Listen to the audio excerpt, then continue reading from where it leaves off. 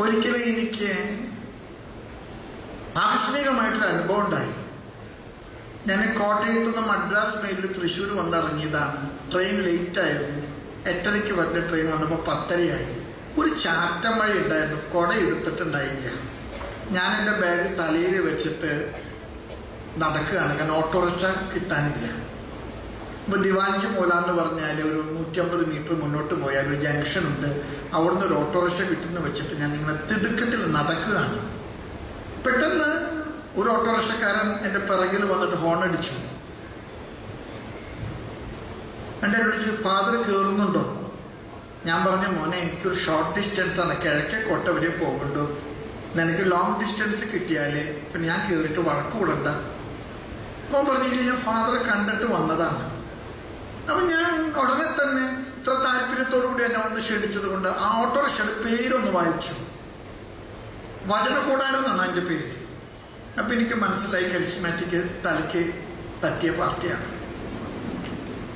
ഞാൻ ആ വണ്ടിയെ കയറിയിരുന്ന് വണ്ടി സ്റ്റാർട്ട് ചെയ്ത് 1 മിനിറ്റ് കഴിഞ്ഞപ്പോൾ അവൻ എന്നോട് ചോദിച്ചു, ഞാനൊരു പാട്ട് പാടിക്കോട്ടെ? അപ്പം ഞാൻ വിചാരിച്ചു ഈ ഓഡിയോ കാസറ്റ് ഈ വണ്ടിക്കകത്തുണ്ടാകും. ചിലപ്പോൾ വല്ല കുരുത്തം കണ്ട സിനിമാ ഗാനം പാടാനായിരിക്കും അനുവാദം ചോദിക്കുന്നത്. ഞാൻ പറഞ്ഞു, നീ എന്ത് പാടിയാലും കുഴപ്പമില്ല, എനിക്ക് വീട്ടിലെത്തിയാൽ മതി, നീ വെച്ചോ. പക്ഷെ അവൻ മനോഹരമായിട്ടൊരു പാട്ട് പാടി. കർത്താവിലെന്നും എൻ്റെ ആശ്രയം, ഇവിടെ കുഴലൊക്കെ എവിടെ കിടക്കണം അവൻ പാടി വെച്ച് നോക്കുമ്പോൾ. നിങ്ങൾ നന്നായിട്ട് പാടുന്നുണ്ട് കേട്ടോ, ഞാൻ കുറ്റപ്പെടുത്തി പറയല്ലോ. കർത്ത താളലയത്തോടുകൂടെ ശ്രുതിമധുരമായിട്ട് അവൻ പാടി. പാട്ട് കഴിഞ്ഞപ്പോൾ അവനോട് ചോദിച്ചു, ഞാനൊന്ന് വചനം പറഞ്ഞോട്ടെ? അപ്പൊ എനിക്ക് മനസ്സിലായി ഇവന്റെ കരിസ്മാറ്റിക് പ്രസ്ഥാനത്തില് പങ്കാളിത്തം കൊണ്ട് ഒരു ഞരമ്പല്ല പല ഞരമ്പ് കൂട്ടിയിട്ടുണ്ട്. റോമാക്കാർക്ക് എഴുതിയ ലേഖനം 10-ാമത്തെ അധ്യായം അവനോട് ശ്രുതിമധുരമായിട്ട് മണിനാദത്തിൽ എന്നെ പറഞ്ഞു കേൾപ്പിച്ചു. കേൾക്കാതെ എങ്ങനെ വിശ്വസിക്കും? വിശ്വസിക്കണമെങ്കിൽ പ്രഘോഷിക്കപ്പെടണം. സുവിശേഷം പ്രസംഗിക്കുന്ന പാദങ്ങൾ എത്ര? അത് കഴിഞ്ഞപ്പോൾ അവനോട് ചോദിച്ചു, ഫാദറെ ഞാനൊന്ന് പ്രാർത്ഥിച്ചോട്ടെ? ഞാൻ പറഞ്ഞു, എനിക്കറിയാൻ പാടില്ല നീ വട്ടായച്ചൻ അട്ടപ്പാടി ഗ്രൂപ്പാണോ അതോ വണമനാലച്ചൻ അണക്കര ഗ്രൂപ്പാണോ അതോ പൂവണ്ണിലച്ച് പുതിയത് വന്നിട്ടുണ്ട്, ഏത് ഗ്രൂപ്പാണെന്ന് എനിക്കറിയാൻ പാടില്ല. നീ പ്രാർത്ഥിക്കണമെന്നൊന്നും എനിക്ക് വിരോധമില്ല, പക്ഷെ സ്റ്റിയറിങ് വിടാൻ പാടില്ല. കാരണം ഈ ഗ്രൂപ്പൊക്കെ പ്രാർത്ഥിക്കുന്നത് കൈപൊക്കിയിട്ടാണ്. എനിക്ക് ജീവനിൽ കൊതിയുണ്ട്. ഞാൻ പറഞ്ഞു, സ്റ്റിയറിംഗും എന്ന് കൈയെടുക്കാണ്ട് നീ എന്ത് പ്രാർത്ഥിച്ചാലും എനിക്കൊരു കുഴപ്പമില്ല. എത്ര മനോഹരമായിട്ടോ എനിക്കൊരു പ്രാർത്ഥിച്ചെന്നറിയാമോ? സത്യം പറഞ്ഞാൽ കുണ്ടുകുളം പിതാവ് എനിക്ക് പട്ടം തന്നപ്പോൾ പോലും അത്ര ആത്മാർത്ഥമായിട്ട് എനിക്ക് വേണ്ടി പ്രാർത്ഥിച്ചിട്ടില്ല.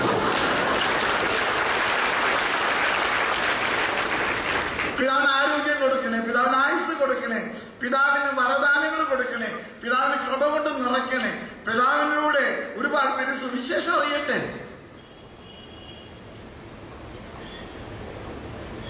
ഞാൻ അരമനയുടെ പടിക്കെത്തിയപ്പോ 10:30 പടി കൂട്ടിയിട്ടുണ്ടായിരുന്നു. ഞാൻ അവനോട് പറഞ്ഞു, ബഹളമൊന്നും വെക്കണ്ട, താക്കോൽ എൻ്റെ പോക്കറ്റിലുണ്ട്. ഞാൻ 50 രൂപ അവന് കൊടുത്തു. 20 രൂപയാണ് ഞാൻ ഉദ്ദേശിച്ചത്. 30 രൂപ അവന് ടിപ്പ് കൊടുത്തതാ. കാരണം അത്രയ്ക്കേറെ എനിക്ക് വേണ്ടി അവൻ പ്രാർത്ഥിച്ചിട്ടുണ്ട്. ഞങ്ങൾ അച്ഛന്മാരെ ഏത് പ്രാർത്ഥന ചെയ്താലും കാശ് മേടിക്കുന്നവരാണ്. നിങ്ങൾ ചിരിക്കൊന്നും വേണ്ട, ഞാൻ തൃശ്ശൂരിൽ നിന്നായതുകൊണ്ടാണ് പറയണം. പാലക്കാട് അങ്ങനെ മേടിക്കുന്നുണ്ടാകില്ല. ഞങ്ങളൊക്കെ അന്നത ചെല്ലിയാലും ഒഫീസ് ചെല്ലിയാലും വീട് വെഞ്ചരിച്ചാലും വാഹനം വെഞ്ചരിച്ചാലും ഒക്കെ കാശുണ്ട്. ഇവൻ എനിക്ക് ഇത്ര നേരം പ്രാർത്ഥിച്ചതല്ല, അവനെ എന്തെങ്കിലും കൊടുക്കാണ്ട് പറ്റൂ. അവൻ 20 എടുത്ത് 30 എനിക്ക് തിരിച്ചു തന്നിട്ട് പറഞ്ഞു, എനിക്ക് 20 വേണ്ട, 30 വേണ്ട. എന്നിട്ട് അവനോട് ചോദിച്ചു, എൻ്റെ തലയിൽ തൊട്ട് പ്രാർത്ഥിക്കോ? ഞാൻ അവൻ്റെ തലയിൽ കൈവച്ചു. അവൻ റോട്ടിൽ മുട്ടുകുത്തി. ഞാൻ അവന് വേണ്ടി പ്രാർത്ഥിച്ചിട്ട് ഞാൻ അവൻ്റെ കൈ കൂപ്പിപ്പിടിച്ച കൈയെടുത്ത് എൻ്റെ നെഞ്ചത്ത് വെച്ചിട്ട് പറഞ്ഞു, കർത്താവേ, ഇവന് കൊടുത്ത ആത്മാവിൻ്റെ ഒരരട്ടിയെങ്കിലും എനിക്ക് തരണേ.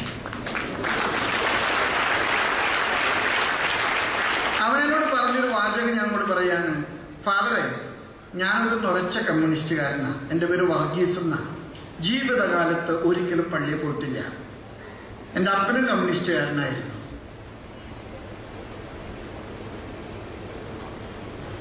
ഞായറാഴ്ചകളിൽ ഞാൻ കുർബാന കാണാറില്ല,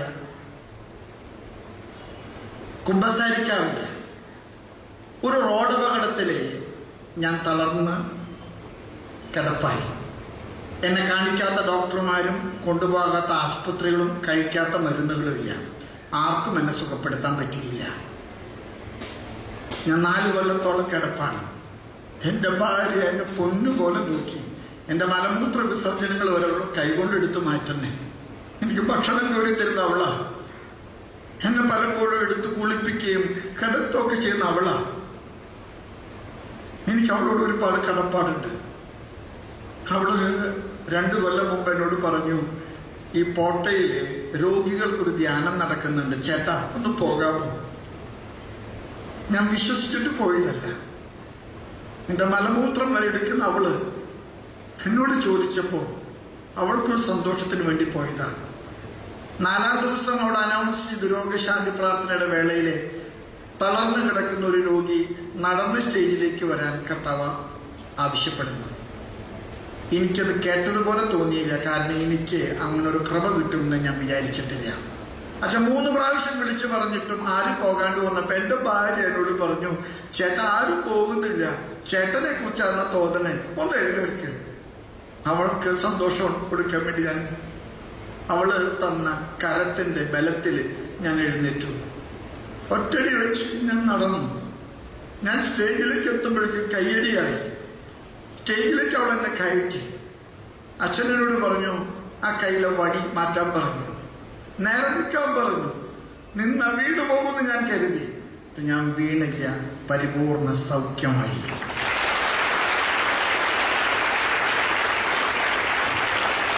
ഞാൻ നിരീശ്വര പ്രസ്ഥാനങ്ങൾക്ക് വേണ്ടി ജീവിതം മുഴുവൻ പണയപ്പെടുത്തിയവനാണ്. ഇന്ന് എന്റെ ജീവിതം കാശുണ്ടാക്കാനല്ല. പണ്ട് ഈ ഓട്ടോറിക്ഷ എനിക്കൊരു ഉപജീവന മാർഗമാണ്. ഇന്ന് എനിക്ക് ഈ ഓട്ടോറിക്ഷ കർത്താവിനെ പ്രസംഗിക്കുന്ന വചനപീഠമാണ്. കാലത്ത് 6 മണിക്ക് ഞാൻ വീട്ടിൽ നിന്ന് തൃശ്ശൂർ പുത്തമ്പള്ളിയിൽ വന്ന് കുർബാന കാണും. 7 മണി വരെ ഞാൻ അവിടെ പള്ളിയിൽ പ്രാർത്ഥിക്കും. അത് കഴിഞ്ഞാൽ ഈ വണ്ടിയിൽ ഞാൻ ആളുകളെ കയറ്റും. സ്കൂൾ കുട്ടികളെ, ആസ്പത്രിയിൽ പോകുന്നവരെ, ഇന്റർവ്യൂവിന് പോകുന്നവരെ, പരീക്ഷയ്ക്ക് പോകുന്നവരെ, പെൻഷന് വേണ്ടി പോകുന്നവരെ, ആര് വണ്ടിയിൽ കയറിയാലും ഞാൻ അവർക്ക് വേണ്ടി ഒരു പാട്ട് പാടും. ഞാൻ അവർക്ക് വേണ്ടി ഒരു വചനം പറയും. ഞാൻ അവരോട് കർത്താവിനെ കുറിച്ച് പ്രാർത്ഥിക്കും. അവരുടെ പരീക്ഷ നന്നാകാൻ, അവരുടെ രോഗം കണ്ടുപിടിക്കാൻ, അവരുടെ കുഞ്ഞുങ്ങൾക്ക് ജോലി കിട്ടാൻ, അവരുടെ വിവാഹങ്ങൾ നടക്കാൻ ഞാൻ പ്രാർത്ഥിക്കും. എന്റെ വണ്ടിയിൽ മുസ്ലിമുകൾ കയറിയിട്ടുണ്ട്. എന്റെ വണ്ടിയിൽ RSSകാര്, VHPക്കാര് കയറിയിട്ടുണ്ട്. എന്റെ വണ്ടിയിൽ ഒരിക്കലും പള്ളിയിൽ പോകാത്ത കമ്മ്യൂണിസ്റ്റുകാർ കയറിയിട്ടുണ്ട്. ആരെയും ഞാൻ നോക്കാറില്ല. ഈ വണ്ടിക്കകത്ത് കയറുന്നവനോട് കർത്താവിനെ പറയാതെ ഞാൻ ഈ വണ്ടിയിൽ നടക്കില്ല.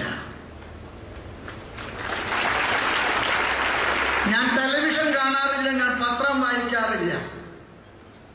ഞാൻ രാവിലെ ഇറങ്ങി ബ്രേക്ക്ഫാസ്റ്റ് ആകുമ്പോൾ വീട്ടിൽ പോയി ബ്രേക്ക്ഫാസ്റ്റ് കഴിക്കും. ഉച്ചയ്ക്ക് ഊണ് കഴിക്കേണ്ട സമയം അവിടെ പോയി കഴിക്കും.